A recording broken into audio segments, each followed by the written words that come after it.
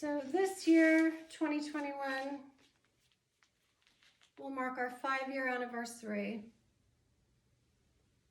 in October. So we'll be planning celebrations and festivities to take place around the world, October 20th through October 24th. Either online or in person, depending upon the status of COVID, and probably varying by location. So these will be kicked off on Wednesday, October 20th. And we're going to institute an annual Goddess Sadie Hawkins Feast Day on that day, October 20th of every year, to honor one of our members and a friend of ours who was murdered. And that is her birthday, October 20th. From there, the events will continue through the weekend, so October 21st through October 24th. I'm asking Femocracy group leaders to start planning for those dates, and we can all coordinate. So the women of Femocracy have had to adjust many of our plans and programs this year, just like all of you. We have had to put most of our female supremacy support groups on hold because they took place in person in groups. We also had been holding parties, workshops, outings, a lot of different gatherings. Different women in different cities were doing different gatherings, and most of those have had to be put on hold for the meantime.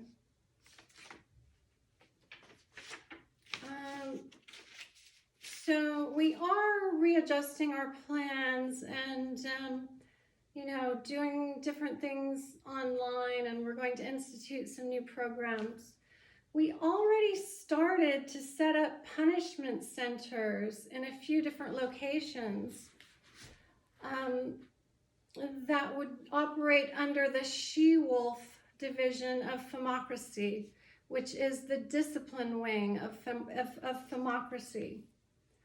But we've had to sort of place those on hold. Some are still in the process of opening, depending upon what the health risks with COVID are in each different area, because this is a global movement. So Lady Monique in Spain has just told me that she's moving forward with her Femocracy Punishment Center in Spain.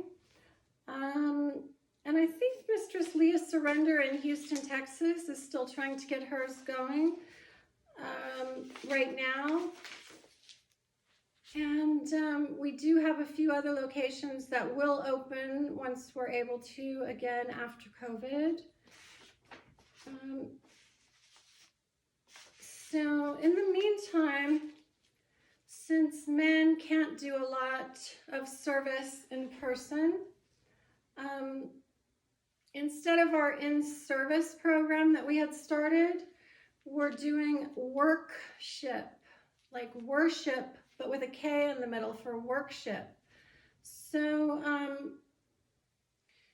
we were going to do the toilet brigade where men go out and clean women's toilets and let them give them swirlies for fun and amusement, and also clean for them because women have cleaned toilets for enough time. So since that can't really take place in person right now either, we're thinking of ways to redesign programs where we can socially distance. So I had talked about this once before. We would like to have men in rural areas, or if you have a yard, start a Femocracy garden. And you can either do flowers for women, or you can do, fruits and vegetables to give to women and single mothers. If you're able to do that, contact me and I'll make sure you get a Femocracy Gardens flag. We'll organize for you to get one so you can post your flag.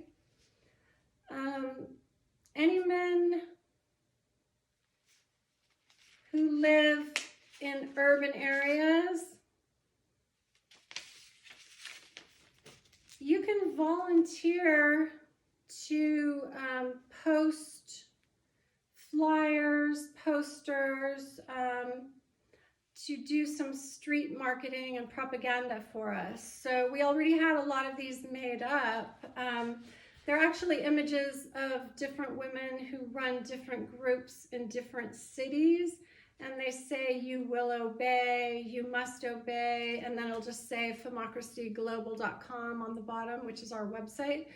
And a picture of a different woman, you know, like pointing or in boots or something at the camera. And then, so we could send you those images and you could just print out a bunch of paper-sized, you know, 8 by 10, 8 by 11.5 or whatever pieces of paper and get glue and post them around where you can post bills. Or depending upon what city you're in, if there is a group there, we may want to tailor them to the women who actually run the group in your city. So that'll be determined based on where you are when you volunteer. I was planning to do Femocracy Forward, which would be walking groups where women walk in the front or hike out in public in groups, and then men walk behind us, follow behind us, walk, stay in their own group, speak when spoken to, don't move up with the women, don't go forward, don't get ahead of the women, don't get in front of the women. So it would be a visual representation, you know, a good way for us all to get exercise, socialize, meet, and also, you know, spread the word in visuals about female supremacy. But I think even this is hard to do with COVID. So what we've started to do here in Las Vegas, Nevada, is a socially distanced workout class outside in the park. Some other women in other cities might want to start to do these too.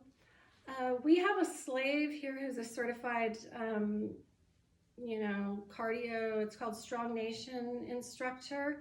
So he's leading our class. And so far it's all women in the class taking the class. But if we did let men join, or if men do join in the future, we'll do the same thing as the Femocracy Forward. We'll have the men in the back, all the men in the back, all the women in the front, you know, socially distanced and working out. It's working out really great for us here in Las Vegas. We love it. It's a way for the women to socialize, get some fresh air, and also exercise, and also be socially distanced and safe. So I think that's something that we could easily do in many different cities. If anyone's interested, you know, just talk to me about it.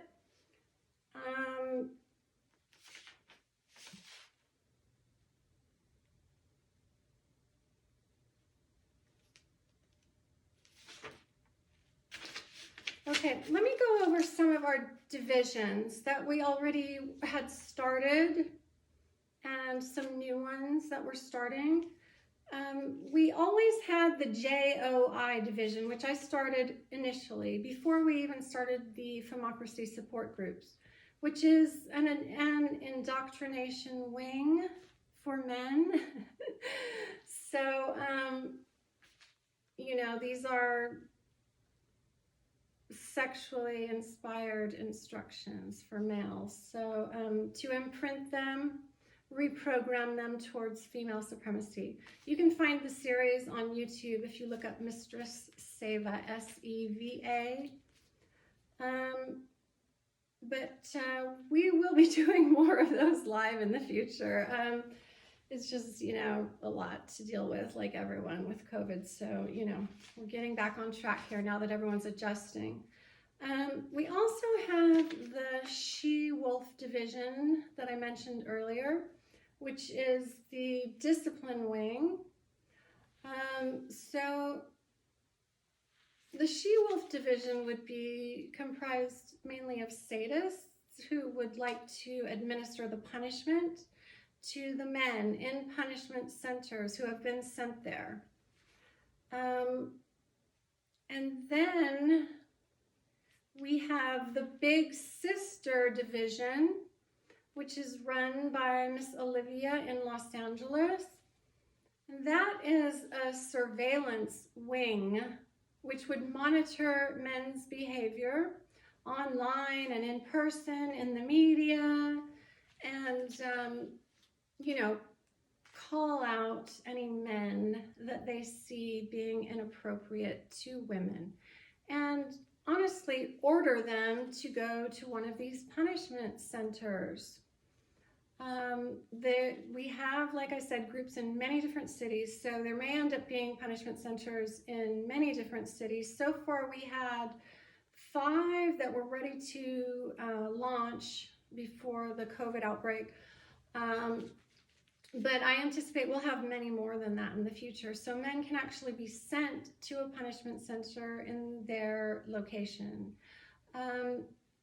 You know, we would probably actually even send orders out, sort of like subpoenas, to men who are not a part of our movement, Femocracy, you know, just to kind of call them out and say, we think you should go to the punishment center. Those men probably would never go, but, you know, it's also a publicity stunt for us.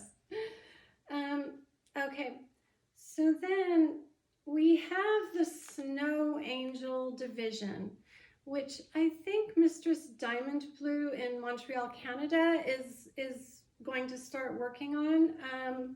Hopefully she's going to take that over, which is a publicity wing for Femocracy. It entails women and men both going outside and making snow angels in the snow or in the dirt, in the sand, wherever you live, whatever the weather is like. And then drawing an F on your snow angel, either over the head, on the heart, you know, something like that. And taking pictures of it, or having people take pictures of you doing it naked, or, you know, in clothes if you're too exposed.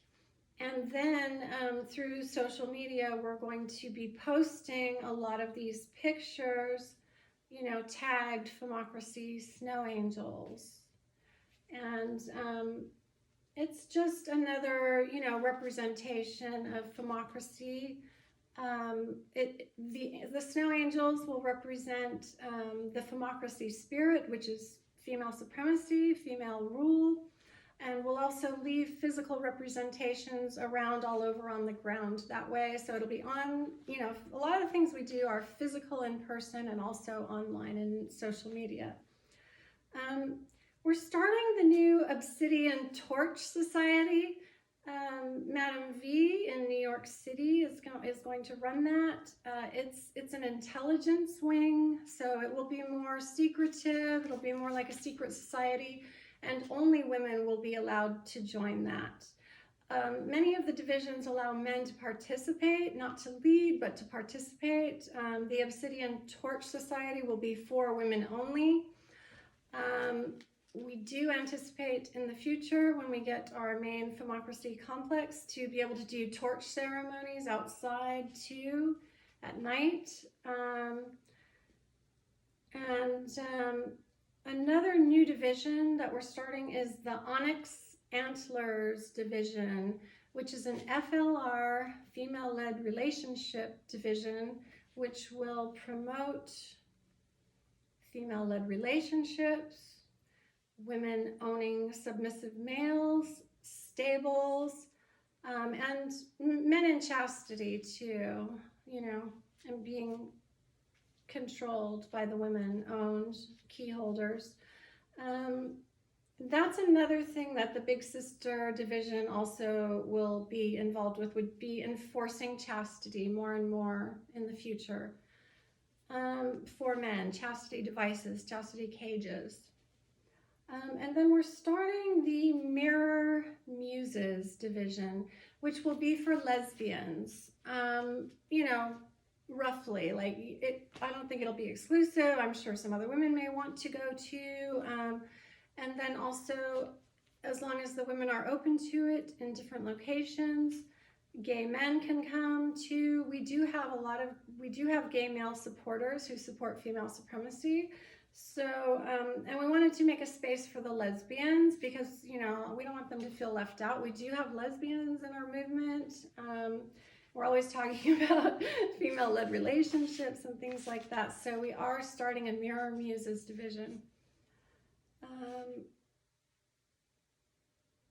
So yeah, a lot of our programs at this point are including or incorporating visual representations that we hope to become physical manifestations, you know, that we want people to see, and also just leaving our physical mark around. So we'll start to seep into culture. Okay, so more announcements. I wanted to announce some accomplishments. Yeah, we did get a lot of these badges, patches.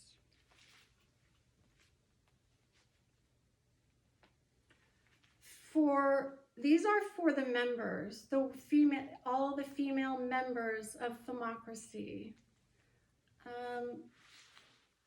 And then, so I've been able to distribute a lot of patches to different women in different cities. But anyone who hasn't gotten theirs and wants them, group leaders, please reach out to me, group leaders, and I'll send them out to you. I have a couple people I still need to send out to, and some others who I think just haven't really been aware that we're doing this yet. But then we have these for the group leaders, badges for group leaders the leaders in all different cities. So those will be for the leaders only. I've also sent those out to a lot of people.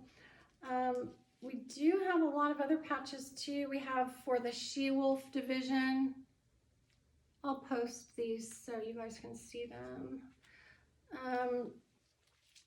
And we have patches now for the Obsidian Torch Society, black torches.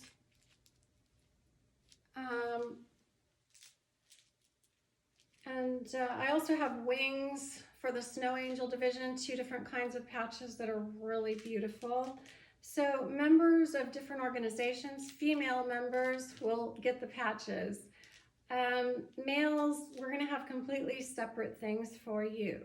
Okay, you're probably going to have completely different patches, everything, and different programs, but you know, men can participate in a lot of the women's programs too. They can definitely participate in the support groups around the world. Okay. Also, I've been talking about starting the Femocracy complex in Kansas. I'm moving to Kansas in the spring to just start things going there, get things going. You know, it can't really, it's a little slow with COVID, so, you know, we'll do what we can. But that would eventually be maybe our political headquarters. We can also hold conventions there, conferences, seminars, workshops. We can have women come and stay to do video shoots, men to come and stay for immersion weekends or immersion weeks or immersion programs, longer term.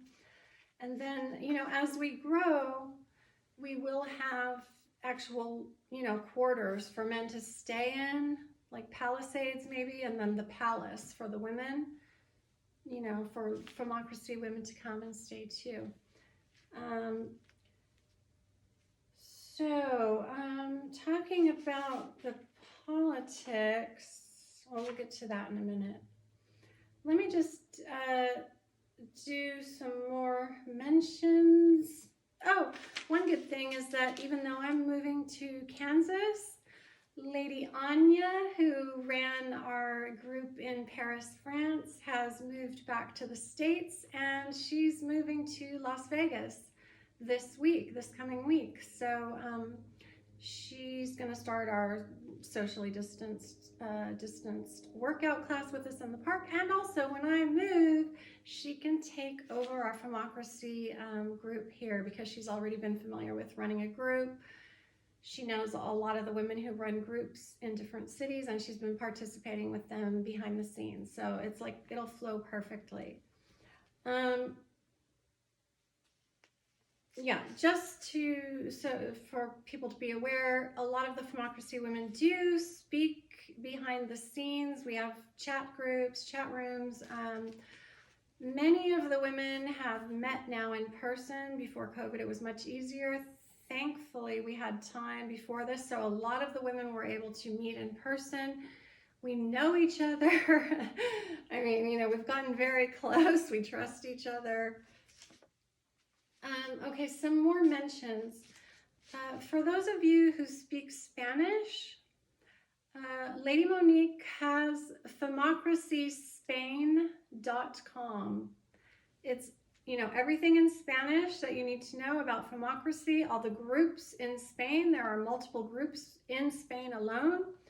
And she's also getting groups started now in Buenos Aires, Argentina, and I'm pretty sure Mexico is almost up and running. And you know, she'll probably be handling maybe Central and South America too, any Spanish-speaking countries. So if you need information in Spanish or about any Spanish-speaking countries, please go to femocracyspain.com. Another announcement that I'd like to make is that Mistress Zena, Goddess X, who runs our London, England group, is having a baby. And it's not the first time we've had a Femocracy baby. One of our leaders in another country did have a baby. I don't know if she wants me to mention it, so I'm going to skip that. She did have a boy. So Mistress Zena is having a girl. She's had her ultrasound. So this will be our first Femocracy baby girl. You know, that one of our leaders of one of our groups has had. And she has said that she plans to raise her girl in a Femocracy lifestyle. Okay, let's see. I wanted to mention also that Goddess Freya, who was running our group in Washington, D.C., and she has now moved to Atlanta, Georgia. So I think she's going to take over running a division instead of a group because Queen Felina already runs the support group in Atlanta, Georgia. But, and I think the Femocracy group in Washington, D.C. will still continue. I think Goddess Chocolate is going to continue that group. But Goddess Freya has been very active during COVID. She started her own lingerie line, and she's also been designing Femocracy clothing. She sent me a really nice outfit that I'll take pictures in and post too. If you're interested, you can go to innerg.store. It's INNERG, like goddess, .store. Innerg.store. It stands for Inner Goddess. So if you want to buy your mistress, girlfriend, wife, friend, anyone lingerie, you can visit there to support Goddess Freya. And also I saw that she's doing pop-up stores in Atlanta selling her clothes, and I think the Femocracy clothes too. So if you need information about that, please contact me, or you can look her up on Twitter. It's at Goddess Freya with 2 E's, Freeya. Also, not V going to be starting to run our Obsidian Torch Society. She's also up for an AVN nomination this year for Outrageous Sex Scene. And the winner will be announced this month in January. I'm not sure of the date, but look out for that, and please congratulate her. Let's see. Okay, Lady Monique also has been asked to run for the legislature for the LGBTIH political party in the 2024 European elections. She was undecided whether she was going to accept yet or not, so we'll find out more about that. But even if she doesn't, we are planning to get more political as time goes on, and we will hopefully start our own female Femocracy party and launch candidates in many different cities all over the world at the same time, in probably local government to start with, state or city, and eventually, you know, nationally. But yeah, we were hoping to do more of that in 2024. We'll see. I think Lady Monique will definitely be out there. Some of the others we may have to wait until 2028. Okay, talking about politics, I wanted to mention that when we started the support groups in October of 2016, it was right before the 2016 American presidential election, because that's in November in the US. So there was some, what would you call it? There were some political divisions, some skirmishes between, not too much, but a little bit between some of the women. But in 2020, I am pleased to say that there was no disagreement breaking out amongst the women, no fighting, even during these really traumatic times. So one thing that we've learned in Femocracy is that no matter what race, what religion, what color, creed, nationality, whatever your political beliefs, Republican, Democrat, Libertarian, I don't care, Green Party, the women in Femocracy have stuck together through this, and I'm so proud of them. I mean, we have political differences, but we just, you know, we're not going to put that in front. We choose being women first, being supportive, being together, and, you know, the women have really, really stuck to that. Talking about politics, then I want to talk about democracy. But what we have is a representative democracy, where women are underrepresented and were excluded for a long time. So what we really have is a menocracy.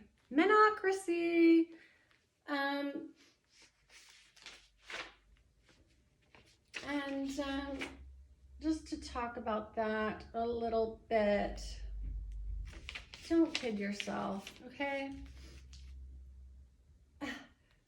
Okay, so yeah, women can vote now, so you can all be elected, right? Okay, in the United States, women still do not even have equal protection under the Constitution. The Equal Rights Amendment was never ratified by the states. Okay, women still do not have equal pay in the United States. There have been 44 presidents in the United States, and at least 15 that are publicly known were Freemasons.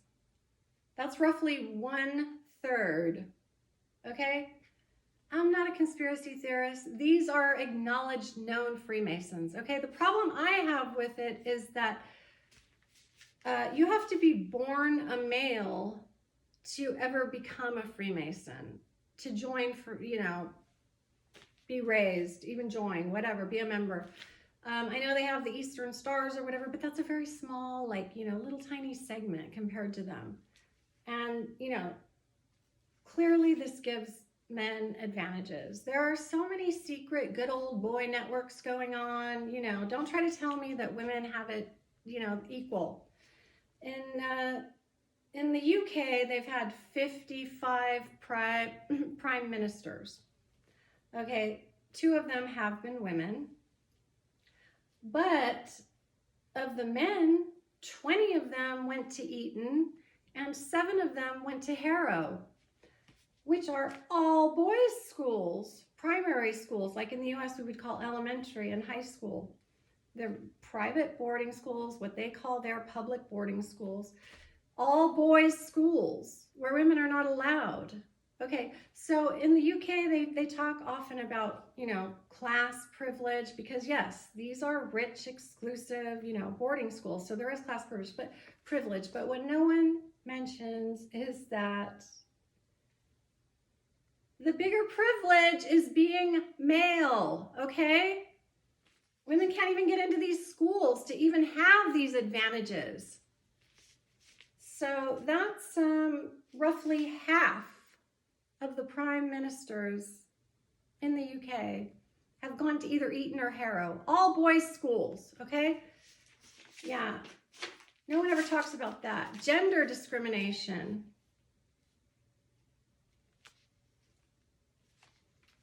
So here we find ourselves in this patriarchy in the US, where men basically square off and butt heads, okay? So what do you think is going to happen again in this system that pits approximately 75 million voters against 75 million other voters and squares off and butts heads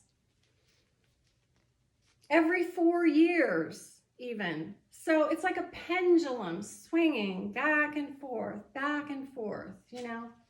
It's like a ticking time bomb. It's divisive, it's competitive instead of collective male politics. It's a king of the hill system, alpha dog mentality. And then what do men do when there's a problem? They reach for violence. They think violence is going to solve the problem. Violence doesn't solve any problems. It only escalates. Violence escalates.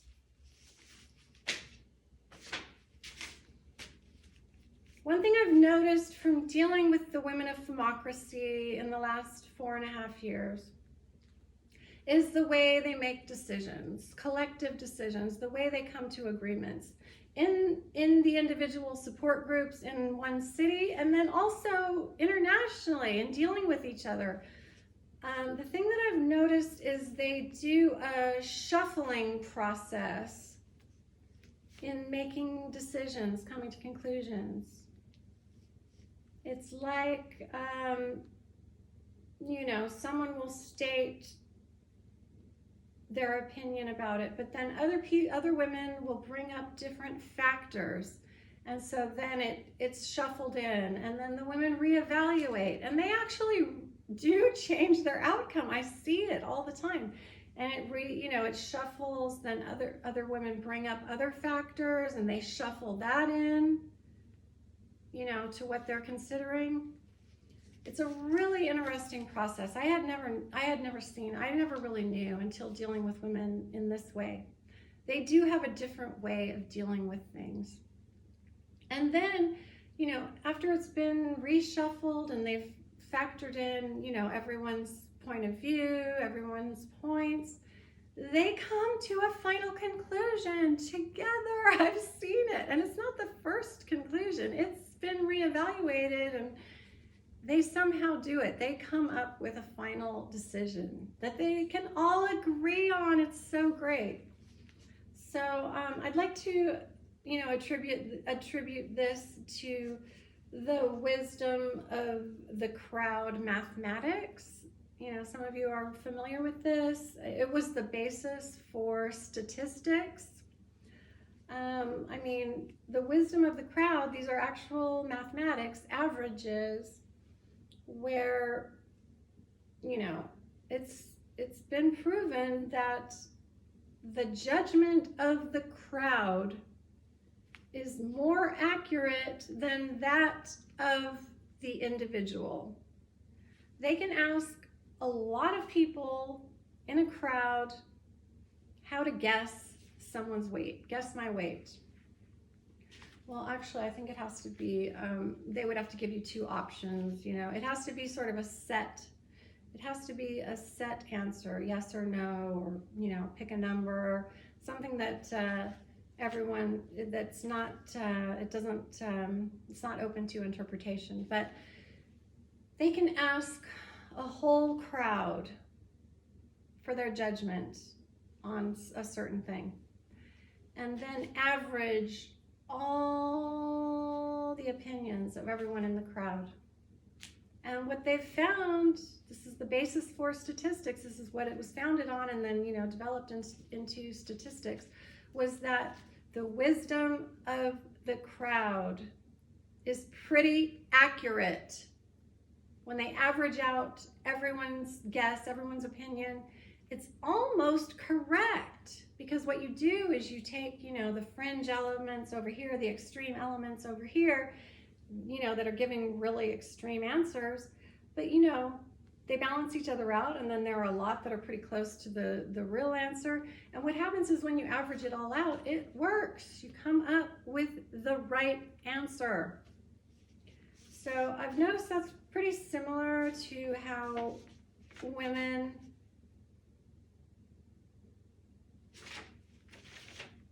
come to conclusions about issues. Yeah, there are also studies on the pecking order, which is a real thing in animals, and studies on, you know, the class structure, the class system. A pecking order being in place actually saves arguments, keeps people from fighting. And, you know, we don't really have a class structure anymore. It's being broken down. There's just this, you know, 1% like extreme rich, and then the 99%. So honestly, I do believe that a class structure would help, you know, keep things in line. The class structure that we propose would be a female class of rulers above the men, and the women would make the decisions about leadership amongst themselves. And the women would collectively govern. I'm not talking about communism, though. I'm not talking about an economic system where we all share equal resources. I mean, that has been proven to fail in every country, I think. You know, it's been proven a failure. It's failed everywhere. So I'm not talking about economics. I'm just talking about a political system where power is shared collectively by the women. That's a femocracy. It's not a democracy. Men are beneath women. It's a class structure, but it's not a menocracy either. It's a femocracy. And it's about time. So that's it. That's all I have for you. And I hope you enjoyed the updates. Get involved. Yeah, if you are a woman who would like to start a Femocracy support group in your city or to get involved, please contact us. Our website is femocracyglobal.com.